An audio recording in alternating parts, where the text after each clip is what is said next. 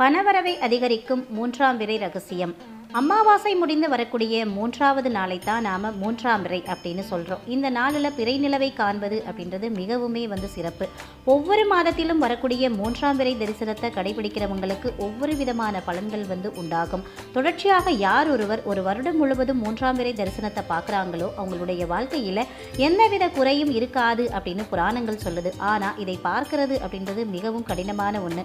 ஏன் பார்த்தீங்கன்னா பல இடங்களில் மேகமூட்டம் காரணமாக மூன்றாம் பிறையை தரிசனம் செய்ய முடியாது. மூன்றாம் பிறையை தரிசனம் செய்தாலும் செய்யாவிட்டாலும் சந்திர பகவானை நினைத்து கொண்டு இந்த ஒரு வரியை எழுதுபவர்களுக்கு பணவரவில் இருக்கக்கூடிய தடைகள் அனைத்தும் நீங்கி பணவரவு அதிகரிக்கும். அதை பற்றி தான் இந்த பதிவில் நாம் தெரிஞ்சுக்க போகிறோம். பௌர்ணமியாக இருக்கக்கூடிய சந்திர பகவான் சிறிது சிறிதாக தேய்ந்து ஒன்றும் இல்லாமல் அமாவாசை நாளில் இருப்பார். அதுக்கப்புறமா திரும்பவும் சிறிது சிறிதாக வளர்ந்து முழு நிலவாக மாறுவார். இதில் தேய்விரை வளர்விரை அப்படின்னு 2 வரும். சந்திரன் வளர்கின்ற நாட்களில் நாம் செய்யக்கூடிய காரியங்கள் வளர்ந்து கொண்டே செல்லும் அப்படின்னும், தேய்பிரை நாட்களில் நாம் செய்யக்கூடிய காரியங்கள் தேய்ந்து கொண்டே செல்லும் அப்படின்னும் சொல்லப்படுது. அதனால தான் வளர்பிறையில் வரக்கூடிய திதிக்கும் தேய்பிரையில் வரக்கூடிய திதிக்கும் பலன்கள் அப்படின்றது மாறுபடும்.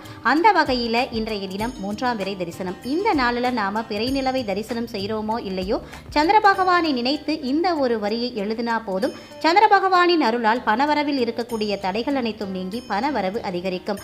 இந்த ஒரு வரி வாக்கியத்தை 27 முறை எழுதணும். ஏன் பார்த்தீங்கன்னா சந்திர பகவானுக்கு 27 மனைவிகள் என்றும் அந்த 27 மனைவிகள் தான் நட்சத்திரங்களாக திகழுது அப்படின்னு சொல்லப்படுது. அதனால தான் இந்த நாளில் சந்திர பகவானை நினைத்து யார் ஒருவர் இந்த வரியை 27 முறை எழுதுறாங்களோ அவங்களுக்கு சந்திர பகவானின் பரிபூர்ண அருள் கிடைப்பதோடு பண வரவும் அதிகரிக்கும்.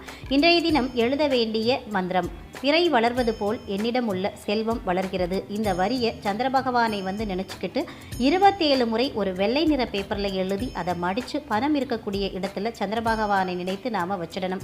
இந்த பேப்பர் எப்பொழுது கிளியும் நிலைக்கு வருதோ அப்போது கால்படாத இடத்திலோ அல்லது ஓடுற தண்ணீரிலோ நம்ம போட்டுடலாம்.